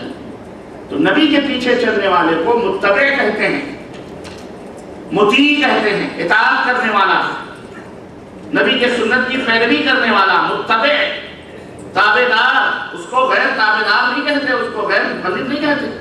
لیکن جیسا کہ میں نے بتلایا کہ اگر کوئی یہ کہہ دے کہ وہ متبع ہے نبی کا تو دنیا کیا کہے کہ اگر وہ نبی کا متبع ہے تو تو کیوں نہیں؟ تو اپنے آپ کو مقلد کیوں کہتا ہے؟ تو ہی متبع بن جا.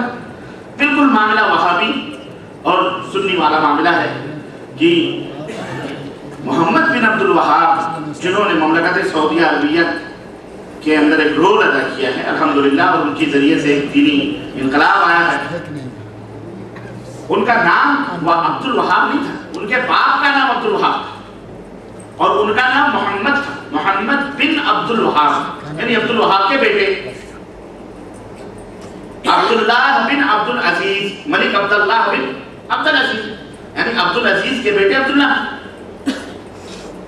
ایسے ہی محمد بن عبداللہ، محمد بن عبد الوہاب، عبد الوہاب کے بیٹے محمد، تو ان کا نام محمد ہی تھا، لیکن یاروں نے بجائے اس کے کی اصل ظلم ان کے کہنے کے مطابق محمد بن عبد الوہاب نے ڈھایا ہے، تو محمدی کہنا چاہیے، تو محمدی کہنے کے بعد بجائے باپ کی طرف منسوب کر دیا اور کہا یہ وہابی ہے۔ یہ کیا ہے؟ باپ سے ہماری کیا نسبت؟ بیٹے نے ظلم کیا، بیٹے نے گمراہی پھیلائی، بیٹے نے غلط کام کیا جیسا کہ ان کا عقیدہ، تو بیٹے کی طرف نسبت کرو نہ کہ باپ کی طرف، باپ تو مر گئے۔ لیکن نہیں، بڑے ہوشیار لوگ ہیں، نسبتیں کروانے والے بھی بڑے ہوشیار لوگ ہیں۔ وہ اس لیے نہیں کہتے محمدی تاکہ دنیا کہے کہ محمدی تو ٹھیک ہے نا، محمدی ہے وہ اچھی بات ہے، تو تم کیوں نہیں محمدی ہو جاتے؟ تو کیسے انکار کریں گے؟ پھر ان کو لمبی جوڑی تفصیل دلیل دینا پڑے، اس لیے سیدھے کہہ دیا وہابی۔ چلو کتنے شیریں ہیں تیرے لب کی رقیب، کتنے شیریں ہیں تیرے لب کی رقیب، گالیاں کھا کے بے پتہ نہ رہا۔ گالی بھی دعا ہے، وہاب اللہ کا نام ہے، اچھا ہوا انہوں نے عبد الوہابی نہیں کہا، وہابی کہہ دیا، وہاب اللہ کا نام۔ اور جیسے پاکستان کے رہنے والے کو کیا کہتے ہیں؟ پاکستانی، ہندوستان کے رہنے والے کو ہندوستانی، بنگلہ دیش کے رہنے والے کو بنگلہ دیشی، امریکہ کے رہنے والے کو امریکی، بغداد والے کو بغدادی کہتے ہیں، لاہور والے کو لاہوری، دہلی والے کو دہلوی کہتے ہیں، ٹھیک ہے؟ ایسے ہی وہاب اللہ کا نام ہے، اللہ والے کو، وہاب والے کو کیا کہیں گے؟ وہابی۔ جو وہابی نہیں ہے وہ لہابی ہے، جو وہابی نہیں ہے وہ لہابی ہے، تو لہابی بننا اچھی بات ہے، بولو تو بربادی ہے۔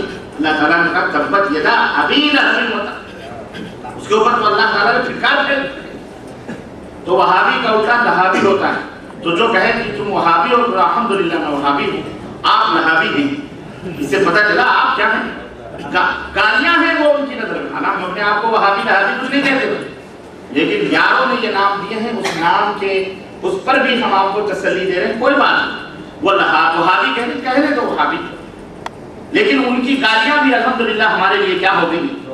دعائیں ہو گئی۔ جیسے کہ کہا جاتا ہے کہ یہ 24 نمبری ہے، کیا کہتے ہیں؟ یہ 24 نمبری ہے۔ یہ 24 نمبر کیا ہے؟ معلوم آپ کو؟ نہیں معلوم؟ 24 نمبر سونے کا، ورجنل سونے کا 24 کیرٹ کا سونا، ورجنل، جس میں کوئی ملاوٹ نہیں ہوتی۔ 22 کیرٹ کا، 21 کیرٹ کا، دوسرے 19 کیرٹ کے سونوں میں ملاوٹ ہوتی ہے، تانبے کی، پیتل کی، لیکن جو 24 کیرٹ کا سونا ہوتا ہے وہ کیا ہوتا ہے؟ خالص ہوتا ہے، اس میں ذرہ برابر میں ملاوٹ نہیں ہوتی۔ تو جو وہ ہم کو یہ کہتے ہیں 24 نمبر، اس کا مطلب یہ ہے کہ یہ خالص کتاب و سنت کے ماننے والے ہیں، ان میں کسی اور کی ملاوٹ ہے، اور یہ سارے کے سارے ملاوٹ والے لوگ ہیں، کھپنے والے لوگ۔ تو اللہ تعالیٰ نے ان کی زبان سے یاروں کی برائی بھی نکلوائی، تو ہمارے لیے ہمارے حق میں الحمدللہ کو اچھا ہے۔ عسیٰ ان تکرہوا شیئا وہو خیر لکم، اللہ نے فرمایا بسا اوقات بعض چیزوں کو تم ناپسند کرتے ہو لیکن وہ تمہارے لیے بڑی اچھی ہوتی ہے، تو کوئی بات نہیں، ہم انہیں کوئی لقب نہیں دیتے، نہ کوئی نام دیتے، مسلمان ہیں، ہمارے بھائی، ہم ان سے یہی درخواست کریں گے کہ اللہ آپ کو ہدایت دے۔ کہنے کا مطلب یہ ہے یارو، کہیں بھی کوئی بھی شخص ہو، یہ حق پہچاننے کا میں معیار آپ کو بتا رہا ہوں۔ بھائی نے پوچھا ہے مشورہ دو کہ میں حق کیسے پرکھوں۔ حق پرکھنے کے لیے دو چیزیں اللہ تعالیٰ نے دی ہیں، ایک کتاب اللہ قرآن کریم اور ایک سنت رسول اللہ فرمان نبی صلی اللہ علیہ وسلم۔ ابتدا اسٹارٹ کہاں سے ہوگی؟ اسٹارٹ اندر سے، کیونکہ اللہ دل دے، دل، ٹھیک ہے؟ اس دل کو پہلے دیکھو اس کا ایمان اور عقیدہ کیا ہے، ورنہ دنیا میں شیعہ بھی لا الہ الا اللہ پڑھتا ہے، قادیانی بھی لا الہ الا اللہ پڑھتا ہے، گوری بھی لا الہ الا اللہ پڑھتا ہے، احمدی بھی لا الہ الا اللہ پڑھتا ہے، مرزائی بھی لا الہ الا اللہ پڑھتا ہے، دیوبندی بھی لا الہ الا اللہ پڑھتا ہے، مودودی بھی لا الہ پڑھتا ہے، تبلیغی بھی لا الہ، قادری بھی، چشتی بھی، رفاعی بھی، یعنی مختلف فرقے، 73 فرقے اور اس سے زیادہ بھی سب پڑھتے ہیں۔ آپ کیسے پہچانو گے کہ ان میں حق اور باطل؟ کیسے؟ اس کے لیے یہ کتاب اللہ اور जिसका अकीदा किताबुल्लाह और सुन्नत रसूलुल्लाह के मुताबिक है, अल्हम्दुलिल्लाह उससे दोस्ती करो। उसके बाद नंबर अमल का है, नमाज का, रोजे का, हज का, ज़कात, लेकिन पहले ईमान और अकीदा। अब इसमें फर्क लो, मिर्ज़ाई, कादियानी, इब्राहिमी, ये सब सारे जितने भी, जैसे तबलीगी जमात, भाई ने तबलीगी जमात के बारे में पूछा है।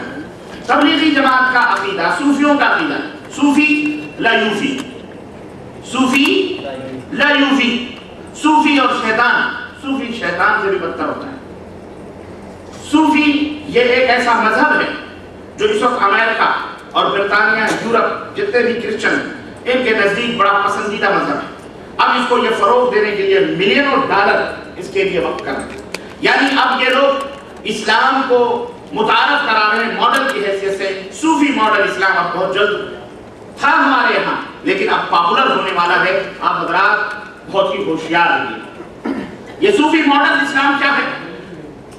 सूफी मॉडल इस्लाम इशारों में यह है कि पढ़िए नमाज तो वजू गंगो जमन से हो, पढ़िए नमाज तो वजू गंगो जमन से हो, राजी रहे खुदा तो ब्रह्मन को गम न। यह है सूफीज़्म। ये सूफीज़्म राम राम बा मुसलमान अल्लाह अल्लाह बा ब्रह्मन राम राम, मुसलमानों के साथ अल्लाह अल्लाह और ब्राह्मणों के साथ राम राम। यह है सूफीज़्म जो दुनिया को बहुत पसंद है, अमेरिका को, यूरोप को पसंद है। जो मुसलमान जिसमें लड़ाई नहीं करेगा, जहाद नहीं करेगा, झगड़ा नहीं करेगा, सबसे मिलजुल के रहेगा, यहूदी ईसाई, चूंकि यहूदी और ईसाइयों से और जो है हिंदू मत से ये सूफीज़्म निकला है, इसलिए ये मुबारक है। कहने का मतलब ये कि हिंदुस्तान एक बर्रे सगीर, चाहे हिंदुस्तान, पाकिस्तान, बांग्लादेश, जब हमें हिंदुस्तान ही नहीं बर्रे सगीर, ये तो आज जुमा 8 दिन हुआ है, लकीरें खींची हैं, हिंदुस्तान, पाकिस्तान, बांग्लादेश बने हैं। लेकिन मेरा मकसद बर्रे सगीर है कि बरसों तक शियों के राज रहा, शियों का बदअकीदा लोगों की हुक्मरानी नहीं। 800-900 बरस तक वो जहालत और जुल्मत की तारीखी में बदअकीदा आदमी हिंदुस्तान भटकता रहा। जो मुसलमान हुआ या जो इस्लाम मुतारफ कराएगा, वो इस्लाम भी वही बर्रे सगीर हिंदुस्तान, पाकिस्तान वाले हिंदुस्तानी मॉडल था, वही ब्राह्मणों से और मंदिरों से और उन्हीं से ले करके उसको बनाया गया। इस वजह से आज तक वहाँ पे वही जुल्मतें और जुल्मत ही जुल्मत है, इल्ला कि अल्लाह ताला ने कहीं कहीं रोशनी रखी है। तो कहने का मतलब यह है कि मेरे अजीजों, मेरे दोस्तों और भाइयों, यही सूफी अकीदा तबलीगी जमात के लोगों के अंदर है, देवबंदियों के अंदर है, बरेलियों के अंदर है। आप कहेंगे दलील फज़ाइल आमाल, फज़ाइल सदक़ात और आमाल कुरानी और क्या कहते हैं अशरफुस समाने और इसी तरह से जनाब अली बहुत सारी इस मौजू पर किताबें हैं देवबंदी मजहब की। आप इसको पढ़ डालें, इसके अंदर आपको खतरनाक से खतरनाक, भयानक से भयानक अकीदे मिलेंगे, बदअकीदियाँ। इस मौजू पर मेरी कैसेटें, वीडियो, ऑडियो, सफ़ा, जिल्द, फोटो के साथ उन किताबों की मौजूद हैं। जिसको हक़ाइक़ तलाश करने हैं वो जाके हक़ाइक़ ढूंढ कर अपने ईमान और अक़ीदे की इस्लाह कर सकता है। दूध का दूध है, पानी का पानी। अगर सीडी भी में है, कैसेट भी है, उसका नाम ही है तबलीगी फज़ाइल आमाल, एक जायज़ा, तबलीगी निसाब और तारीख़ तबलीग, पूरी तकरीबन 15 कैसेटें, ऑडियो भी है, वीडियो भी है। आप उसको लगा कर देखें, सफ़े सतर दिखाए गए हैं। इंशाअल्लाह आपको हक मिल जाएगा। अगर आपको वो अच्छे लगते हैं, वेलकम, अहलन व सहलन, हम आपको मना करने वाले नहीं। लेकिन अगर आपका ईमान महसूस कर रहे हैं कि यहाँ तो डामाडोल है, यहाँ तो गलत है, ये तो कुरान और हदीस के खिलाफ है, तो फिर खलास, फिर अल्लाह से तौबा करो और अल्लाह से तौबा करो, सच्चे लोगों की सोहबत में बैठो।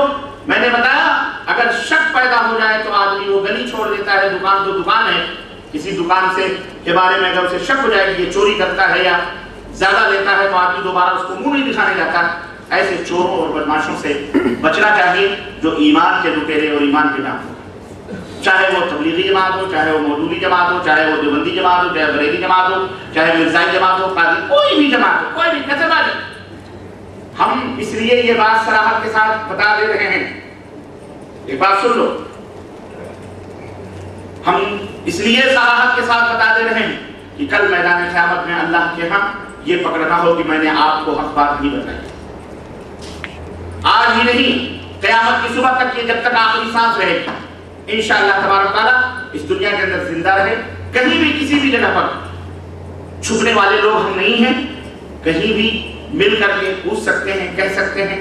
میں نہیں, آپ کے مکتب میں مولانا ذاکر صاحب ہیں, آپ کے حفظ الباطن میں مولانا القاسم صاحب ہیں, زبیر ہیں, سارے الحمدللہ علماء موجود ہیں.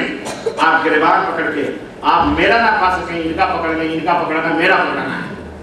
ان کے گریبان پکڑ کے پوچھ سکتے ہیں یہ کہاں سے انہوں نے کہا ہے غلط ہے کہ صحیح, آپ اتراؤں. سمجھ لیں, یہ چیلنج ہے, یہ دعویٰ ہے. اب یہاں چھپ چھپا کر کے کوئی اس طرح کی خرافات پھیلائے اور اس طرح کی بدتمیزیاں کریں تو یہ آپ کا بھی فرض بنتا ہے کہ گریبان پکڑ کے گھسیٹ کے لاؤ کہ اگر تو شاہ ہے تو دنیا کے معاملات میں جو بھی کرنا چاہے کر, لیکن دین کے معاملات میں تیری دادا گیری یا تیرے باپ کی ملکیت نہیں ہے. اگر اس طرح کی زبان کھولے گا تو چل سیدھے, یا تو ہم غلط ہیں یا تو غلط ہے, صحیح کر, دودھ کا دودھ پانی کا پانی صحیح ہو جائے, یا خود سدھر, یا تو ہمارے راستے سے ہٹ, کیڑے مکوڑے یا چھوکر بنا ہوا جو بیٹھا ہوا پتھر ہمارے راستے سے ہم سیدھے راستے پہ جائیں. سمجھ آئے گی؟ یہ آپ کی ہماری ذمہ داری بنتی ہے. ہم آپ کے خادم ہیں, غلام ہیں, کیونکہ دین کے غلام ہیں اور اس امت کے غلام ہیں. ہمیں ہماری یہ ذمہ داری ہے. جس طرح ایک باپ اپنے بچوں کو واضح طور پر بتلا دیتا ہے کہ یہ آدمی غلط ہے, یہ آدمی صحیح ہے, اپنی اولاد کے ساتھ جھوٹ نہیں بولتا, اپنی اولاد کے ساتھ جھوٹ. ہاں, ایسے ہی آپ ہمارے نبی صلی اللہ علیہ وسلم کی امت کے لوگ ہیں. ہم آپ کے بھائی ہیں, کسی کے بیٹے ہیں, کسی کے کچھ ہیں, کسی کے کچھ ہیں. المہم سیدھی سی بات, ہماری دعوت سینٹر مکتب جاریات شاہ مملکت کے اندر کہیں بھی ہے, یہاں جو علماء ہیں ان کی دعوت, ان کی تبلیغ, ان کا منہج قرآن و سنت ہے. کوئی بھی دلیل قرآن و سنت دلاؤ گردن چھپ جائے گی انشاءاللہ تبارک تعالیٰ, اف بھی نہیں کرے گی. اور اگر علم گلم ادھر ادھر کی کوئی دلیل آئے گی تو بھی وہ ہم ماننے کے لیے تیار ہیں. بالخصوص اور ایمان اور عقیدے کے معاملے میں کوئی تفاہم, کوئی سودا بازی, کوئی بھی چیز نہیں ہو سکتی ہے. دوسرے معاملات ہیں, اور جھگڑا کس بات کا ہے مجھے بتایا جائے. جھگڑا کسی بات کا نہیں ہے. 4-5 چیزیں ہیں اس لیے امت بانٹ دی ہے لوگوں نے, جماعتیں بانٹ لی ہیں 3-4 چیزوں کی وجہ سے. کیوں بانٹے ہیں 3-4؟ آؤ فیصلہ کر لیتے ہیں. جھگڑا یہ نہیں ہے کہ یہاں کوئی نیت بانٹتا ہے, یہاں کوئی بانٹتا. جھگڑا یہ نہیں کہ کوئی سینے پہ بانٹتا, کوئی یہاں بانٹتا. جھگڑا یہ نہیں کہ کوئی آمین زور سے کہتا, کوئی دھیرے کہتا. دونوں آمین کہتے ہیں, دونوں ہاتھ بانٹتے ہیں, دونوں رفع دین کرتے ہیں. جھگڑا اس کا نہیں ہے. مسلمانوں, نبی کی امت کے لوگوں کان کھول کر کے سن لو. اگر ایسی کوئی بات ہوتی کہ اس کے اوپر ہاتھ ملانے میں کوئی مشکل نہیں کام. مسئلہ یہاں ایمان اور عقیدے کے فرق کا, ایمان اور عقیدے کا فساد ہے. ایسے لوگ جن کے ایمان اور عقیدے مشرکانہ ہیں, ایسے لوگ جن کے ایمان اور عقیدے یہودیانہ اور مسیحیانہ اور نصرانیانہ ہیں, ایسے لوگ جن کے ایمان اور عقیدے ہندوانہ ہیں. ایک مسلمان ہو کر کے, باغیرت ایمان والا ہو کر کے بھلا ایسے لوگوں سے ہاتھ کیسے ملے؟ ایسی صورت میں اتحاد نہیں ہو سکتا. دل ملتے ہیں تو رنگ اور نسل کا کوئی مسئلہ نہیں ہوتا. رنگ مختلف ہو چلے گا, زبان مختلف ہو چلے گا, قد مختلف ہو چلے گا, صحت مختلف ہو چلے گی, لیکن جب دل ہی نہ ملے تو فائدہ, دل نہ ملے تو کچھ بھی ہو. ایک ہی ہو تو گھر میں آدمی نہیں زندگی گزار سکتا. سمجھ آئے گی نہیں؟ اس لیے میرے بھائی کو یہ مشورہ ہے کہ اللہ کے لیے, اللہ نے آپ کو عقل دیا ہے, دماغ دیا ہے, ذہن دیا ہے, علم دیا ہے. یہاں اہل علم ہیں. جس طرح آپ ڈھونڈتے ہو اپنی قیمتی چیز کو, صحیح اسلام ڈھونڈو. ان ریتوں میں صحیح اسلام موجود ہے, ہیرے موتی موجود ہے, ان کو حاصل کر لو. الحکمت ضالۃ المومن, مومن کی گمشدہ چیز حکمت ہوتی ہے. وہ اس کا زیادہ مستحق ہوتا ہے جہاں وہ پائے اس کو اپنا ہے. سمجھ رہے ہیں کہ نہیں سمجھ؟ اس لیے میرا یہی مشورہ ہے, آپ کنفیوژن ختم کریں اور آگے بڑھیں. جرأت سے کام لیں, ہمت سے کام لیں, اور چوروں اور ان جو ہے منافقوں سے اٹھا کر کے ان کو بے نقاب کریں اور حق کو معلوم کرنے کی کوشش کریں. اللہ تعالی ہم سب کو اس کی توفیق عطا. یہ اس سوال کا جواب ہو گیا. سمجھ میں آیا اس سوال کا جواب؟ الحمدللہ. جی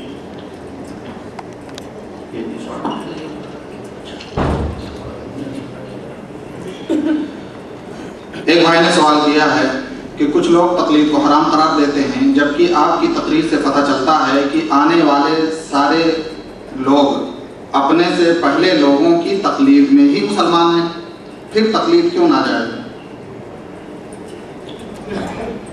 میں نے تقریر میں یہ بتایا کہ علم سیکھو. باپ دادا تقلید کس کو کہتے ہیں؟ میں نے ابھی بتایا. بتاؤ کوئی بتا سکتا ہے تقلید کس کو کہتے ہیں؟ جاہلیت، جہالت کو، یا آنکھ بند کر کے کسی غیر نبی کے پیچھے ہے. باپ داداؤں کی وہ باتیں جو قرآن و سنت کے مطابق ہیں میں نے تقریر میں بتلایا اس کو لے لو، لیکن جو اس کے خلاف ہے اس کو چھوڑ دو.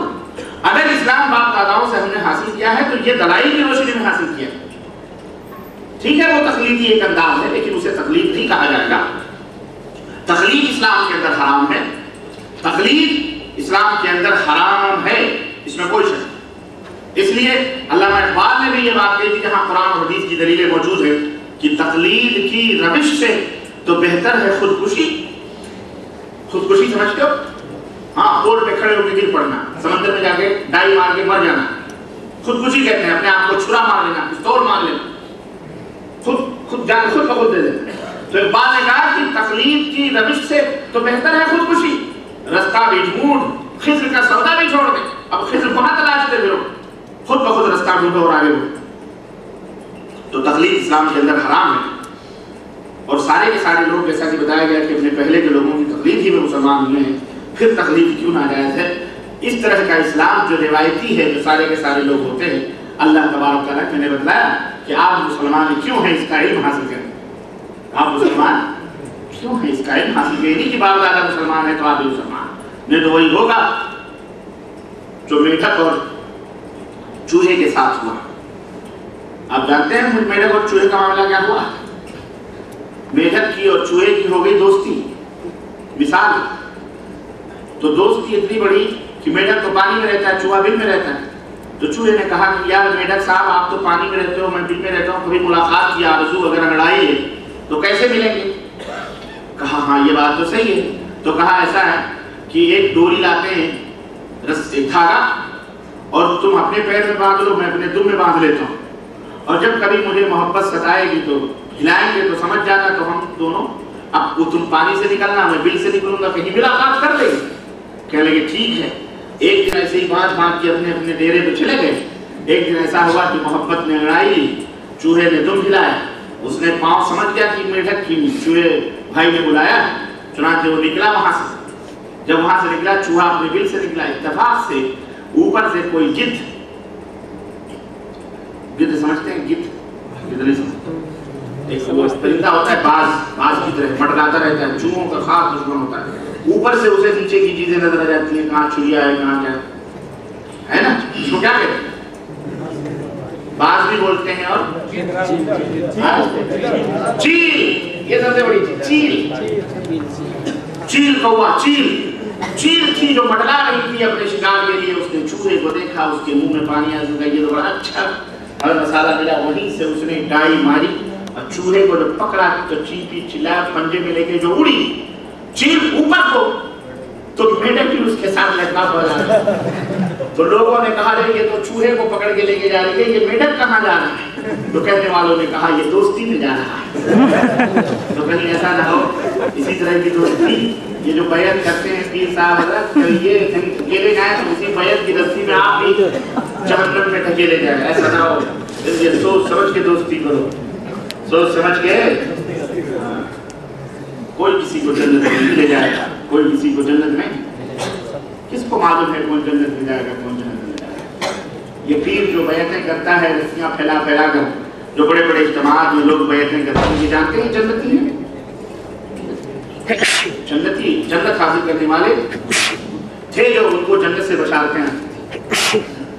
بہرحال تو عرض کرنے کا مطلب یہ ہے کہ باپ دادا لوگ جو ہیں اگر اس طرح کی غلط حرکتیں کریں تو اسے ہمارے لیے حجت اور دلیل نہیں ہے. قرآن و سنت کی باتیں ہمارے لیے حجت اور دلیل ہے. جی سوال شیخ ممتاز صاحب سے ہے. وہ شیخ کے موضوع محاضرہ سے متعلق ہے. شیخ نے بدعات کے تعلق سے اللہ کے نبی صلی اللہ علیہ وسلم کی محبت میں میلاد وغیرہ کا تذکرہ کیا ہے، اس کے ضمن میں وفات رسول کا بھی تذکرہ آیا ہے۔ ایک بھائی نے پوچھا ہے کہ قرآن میں آتا ہے کہ اللہ کی راہ میں شہید ہونے والے لوگ باحیات ہیں، ظاہر ہے وہ اللہ کے نبی صلی اللہ علیہ وسلم سے کمتر درجہ رکھتے ہیں، تو اگر کمتر درجہ رکھنے والا باحیات ہے، وہ مرا نہیں ہے، تو اللہ کے نبی صلی اللہ علیہ وسلم کیسے مر سکتے ہیں؟ اور جب اللہ کے نبی صلی اللہ علیہ وسلم مرے نہیں ہیں تو ان کے لیے وفات کا تذکرہ کیوں کر مناسب ہے؟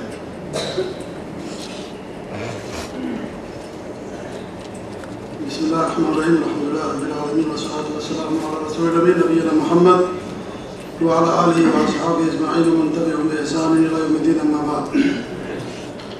اس میں کوئی شک نہیں ہے کہ اللہ رب العالمین نے قرآن مجید میں شہداء کے تعلق سے ذکر کیا ہے، لیکن وہیں یہ بھی بیان کیا کہ وَلَٰكِن لَا تَشْعُرُونَ، کہ تمہیں ان کی برزخی زندگی کے بارے میں ذرہ برابر علم نہیں ہے۔ جب اللہ رب العالمین نے صراحت کر دیا کہ ان کی زندگی ہے لیکن لا تشعرون، تمہیں اس کے بارے میں شعور نہیں، تمہیں اس کے بارے میں خبر نہیں، تو اس کے بارے میں پھر اس زندگی کو دنیا کی زندگی پر قیاس کرنا اور یہ کہنا کہ وہ باحیات ہیں، کوئی شک نہیں ہے کہ وہ زندگی ہے۔ اور زندگی تین قسم کی ہوتی ہے، ایک تو یہ دنیا کی زندگی ہے، اور ایک عذاب قبر کی زندگی ہے، اور ایک آخرت کی زندگی جنت اور جہنم کی، اور تینوں زندگیاں تینوں الگ الگ ہیں۔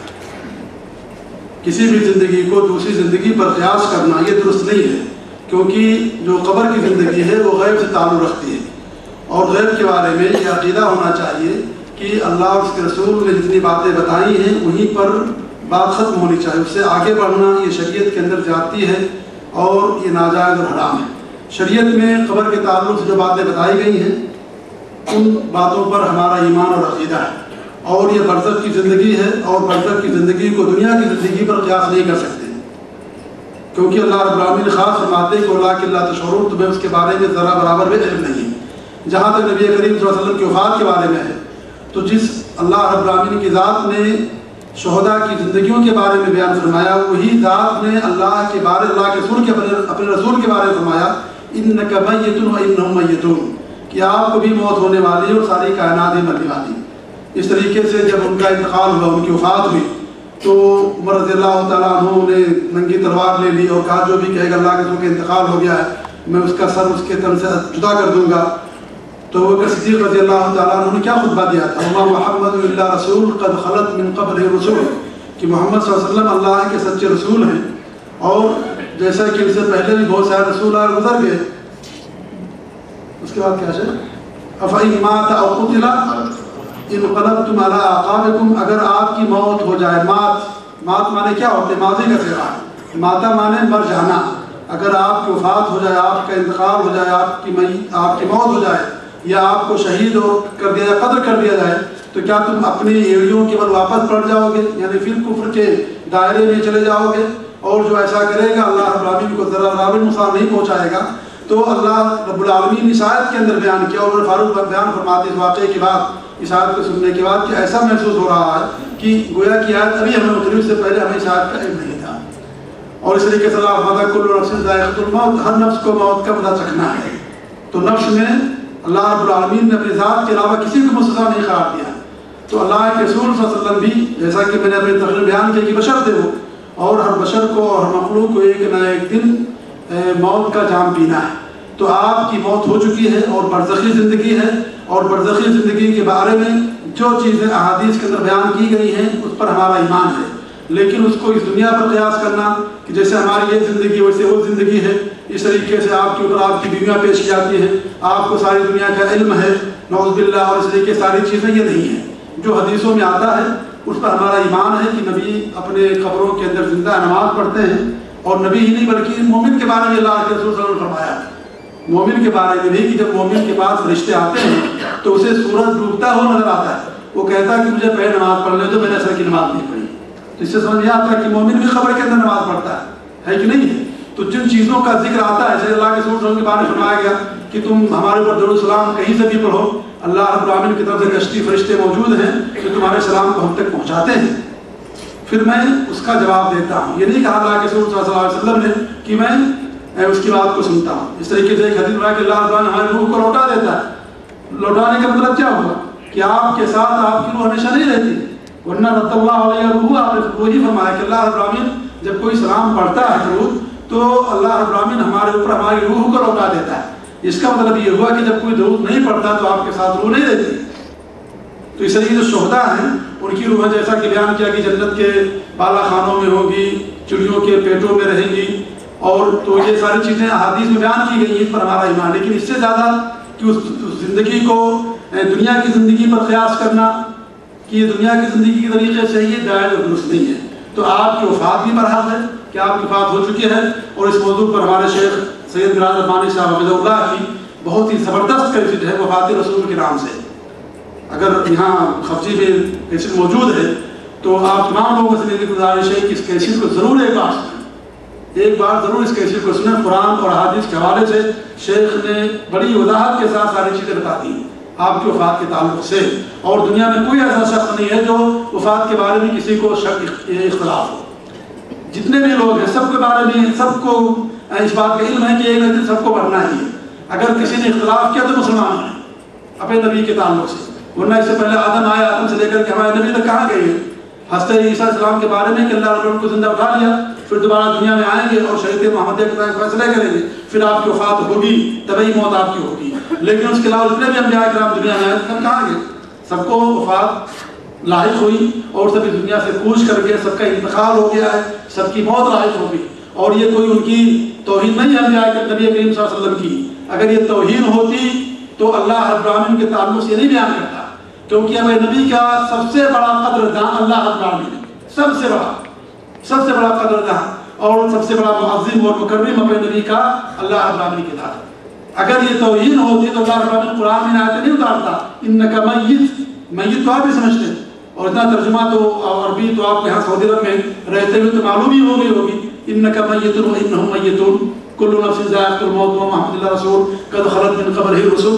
تو اس طرح کی بہت ساری آیتیں اور حدیثیں، اور بلکہ حضرت عائشہ رضی اللہ تعالیٰ عنہ فخر کرتی تھی اپنی دیگر سہیلیوں پر کہ نبی کا جب انتقال ہوا تو ہماری گود میں ہوا، نبی کی جب وفات ہوئی ہماری گود میں ان کی وفات ہوئی، اور کیا نعوذ باللہ نبی کریم صلی اللہ علیہ وسلم کی وفات نہیں ہوئی اور ان کے صحابہ کرام جو آپ کی زبان سے کلمہ ختم ہونے سے پہلے اس بات کو کرنے والے تھے، آپ کے حکمی تعمیل میں انہوں نے زندہ کو درگور کر دیا، نعوذ باللہ زندہ ان کو دفن کر دیا، ان کی نماز جنازہ پڑھی گئی، ان کو غسل دیا گیا، کفن دیا گیا، قبر کھودی گئی، اور لحد قبر کھودنے والا پہلے پہنچا اس لیے آپ کی لحد قبر کھودی گئی۔ تو کیا نعوذ باللہ صحابہ کرام اتنا زیادہ ظالم اور جابر کہ جس کی اشارے پر اپنی جان نچھاور کر دیتے تھے ان کو زندہ دفن کر دیا، نعوذ باللہ من ذالک، کہاں تک بات پہنچاتی ہے؟ تو یہ کہنا کہ اللہ کے رسول کی وفات نہیں ہوئی یہ توہین یا غلو ہے۔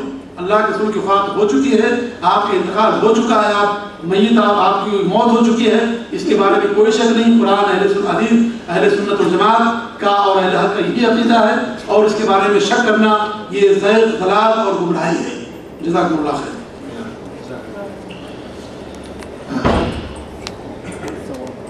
شیخ سید معراج صاحب السلام علیکم ورحمۃ اللہ وبرکاتہ۔ آپ کی گفتگو کے پس منظر میں ایسا لگتا ہے کہ کلمہ گو بھی مشرک ہو سکتا ہے، تو کیا ایسی صورت میں ایسے شخص کے ساتھ اپنی بہن یا بیٹی کی شادی اس حجت سے کی جا سکتی ہے کہ ہمارے خاندان کا ہے، شرعاً ایسا کرنا کیسا ہوگا؟ کیا غیر خاندانی مثلاً خان کی انصاری سے یا اس کے عکس کرنے میں کوئی مذائقہ ہے یا نہیں؟ کہا جاتا ہے کہ شادی بیاہ اپنے قبیلے میں ہی ہونا چاہیے، خواہ لڑکا مشرک ہی کیوں نہ ہو۔ مکمل تشفی بخش جواب چاہتا ہوں۔ اللہ آپ کو جزائے خیر دے۔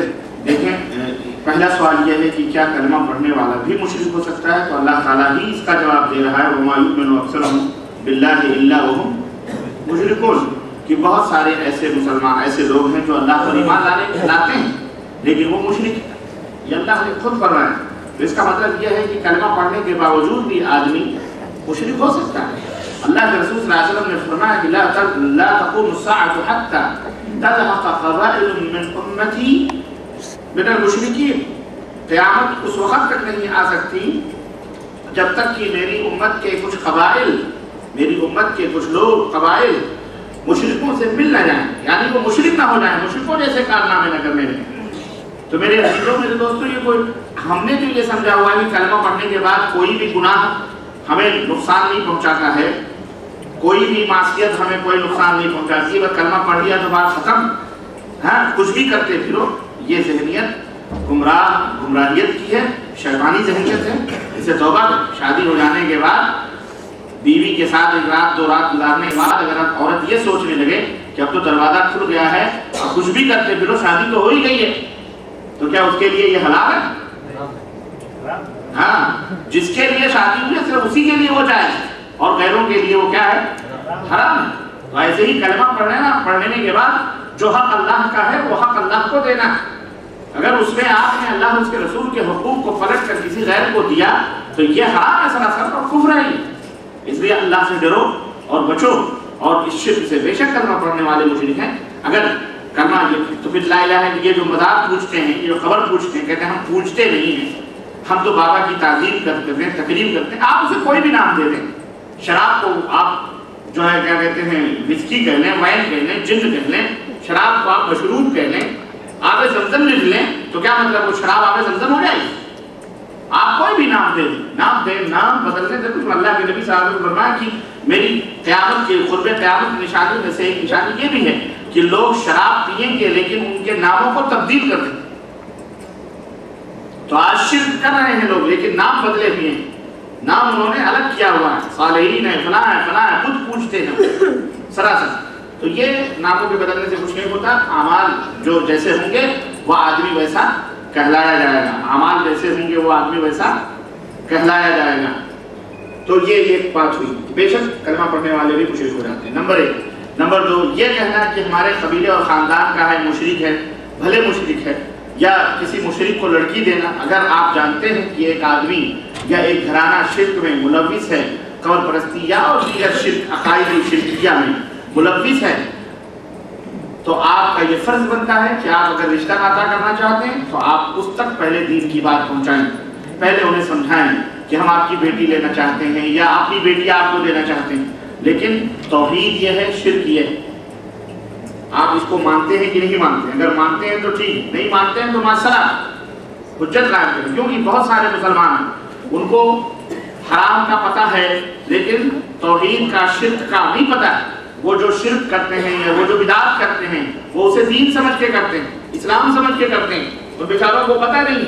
लेकिन जब उन तक ये बातें पहुंचती हैं, उनको बताया जाता है, तो बहुत सारे ऐसे मुसलमान हैं जो अल्हम्दुलिल्लाह सुनकर समझकर फौरी तौर पर अल्लाह से तौबा करते हैं, जिन्हें अपने आखिरत की फिक्र होती है और जिनकी मत मारी गई है और शैतान ने उन्हें जहन्नमी में ले जाना है खींच करके उनको, तो वो जिद, हठधर्मी, गुरूर, तकब्बुर और हक से मुकरने की बातें करते हैं, लड़ाई झगड़े और फड्डे के ऊपर उतर आते हैं। तो इस तरह से आप उन्हें बताएं, समझाएं कि हम रिश्तेदारी करना चाहते हैं लेकिन आपके यहाँ ये मसला है।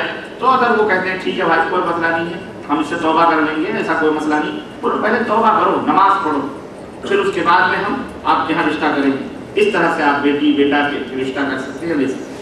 अगर आप ये कह रहे हैं कि हमारे कबीले और ख़ानदान का है, तो इस्लाम में कोई कबीला और ख़ानदान नहीं है। ये अल्लाह ताला ने कबीले, ख़ानदान या जो कुछ भी आपने रखे हैं ये पहचान के लिए अल्लाह ने रखे हैं, वरना अल्लाह ने फरमाया कि अल्लाह के यहाँ सबसे मोहतरम और मुअज़्ज़ज़ शख्स वही है जो मुत्तकी और परहेज़गार है। अलबत्ता यह है कि अब आपके नस्लन बाद नस्लिन आपका कुटुंब है, आपका उसको पता है ये हमारे दादा चाचा खलेरे ननेरे पूरे ये मोहल्ला है, पूरा रिश्तेदार है, अगर आप वहाँ करते हैं तो इसमें कोई खबात नहीं है। लेकिन ये सोचना कि अपनी बेटी हम किसी गैर कबीले में दे दें तो ये हराम है या कुफ्र है या गलत है, तो ये सरासर सोचना हराम है और जाहिलियत है। गैरों की बेटी लेना, गैरों को बेटी देना, इसमें कोई कबाहत नहीं है, ये इस्लाम में है, हलाल है, जायज़ है।